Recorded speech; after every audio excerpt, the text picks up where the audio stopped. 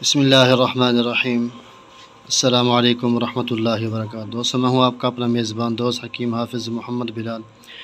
آپ دیکھ رہے ہیں ہمارا یوٹیوب چینل دیسی دوا خانہ۔ جی ہاں، تو دوستوں آج جو ہے نا علاج کے ساتھ ساتھ، جیسا کہ آپ جانتے ہیں ماشاء اللہ میں آپ دوستوں کو ورد بتاتا رہتا ہوں، تو آج ہم بات کرنے والے ہیں سورۃ اخلاص کی۔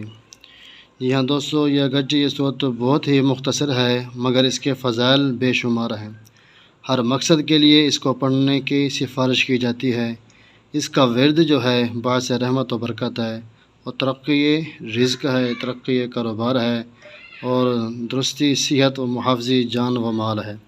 یعنی کہ یہ اس کو پڑھنے والا کے اندر رزق کے اندر برکت ہوتی ہے، رزق وسیع ہوتا ہے، رزق کشادہ ہوتا ہے، رزق کی غیبانہ مدد و نصرت آتی ہے اللہ کی طرف سے۔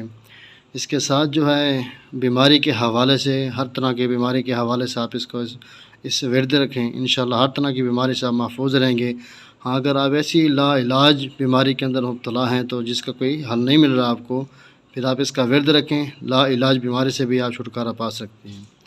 اس کے ساتھ جو ہے نبی اکرم صلی اللہ علیہ وسلم نے فرمایا، حدیث پاک کے اندر ہے، اس نے 3 بار قل شریف پڑھا اس سے پورے قرآن شریف کا ثواب ملتا ہے۔ نیز فرمایا کہ اس کے پڑھنے والا دینی اور دنیاوی اپنی سب مرادوں کو پائے گا۔ ایک موقع پر فرمایا کہ سورۃ اخلاص سے محبت رکھو، کیونکہ اس کے پڑھنے والوں کو اللہ تعالی دوست رکھتا ہے۔ ایک اور مقام پر فرمایا کہ جو کوئی سورۃ اخلاص مرض موت پر پڑھے گا تو فتنہ قبر میں نہ پڑے گا۔ غرض یہ مختصر سی سورۃ مبارک ہمارے لیے خاص انعام ہے۔ جی ہاں دوستوں، ماشاءاللہ جیسے کہ میں نے آپ کو سورۃ اخلاص کے متعلق بتایا، اس طرح ہر مراد کے لیے اس کے اندر بے شمار فائدے ہیں میرے اور آپ کے لیے۔ تمام احباب سے گزارش ہے کہ جیسے ہم کال جادو وغیرہ تویزات کی طرف دوڑتے ہیں، اس سے بہتر ہے کہ ہم یہی سورۃ اخلاص کا ورد رکھیں۔ اللہ رب العزت ہمارے تمام مسائل حل فرما دیں گے، وہ بھی گھر بیٹھے۔